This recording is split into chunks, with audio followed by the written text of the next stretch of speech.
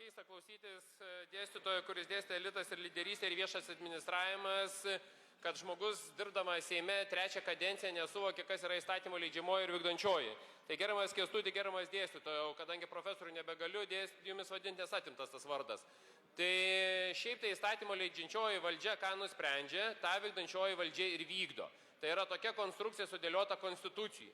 Tai jeigu Seimas apsisprendžia didžiąją balsų daugumą, tai yra 71, nesvarbu, gali būti 45, bet jeigu 71 registruojasi ir pritarė tokiam pasiūlymui, tai reiškia vyriausybė turi vykdyti. Ką kalbėjo premjerė, iš esmės jinai yra teisi, kad įstatymo leidėjas dalį punktų numato Seime ir kitus pasako vyriausybėje.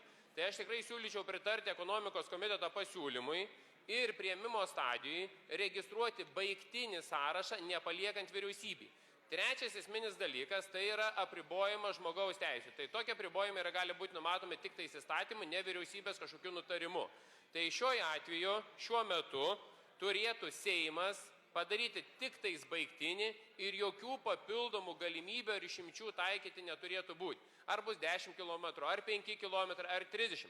Jūs suvokit vieną dalyką, jūs esate įstatymo leidinčioji ir ką jūs priimsite, tą vyriausybė vykdys. Ne 5 ministrai, ne 6, ne pati premjerė. Ir ne nuo jos priklauso norų, kas turi būti vykdoma. O Seimas suformuoja jai uždavinį ir turi įgyvendinti tai, ką Seimas jai suformavo.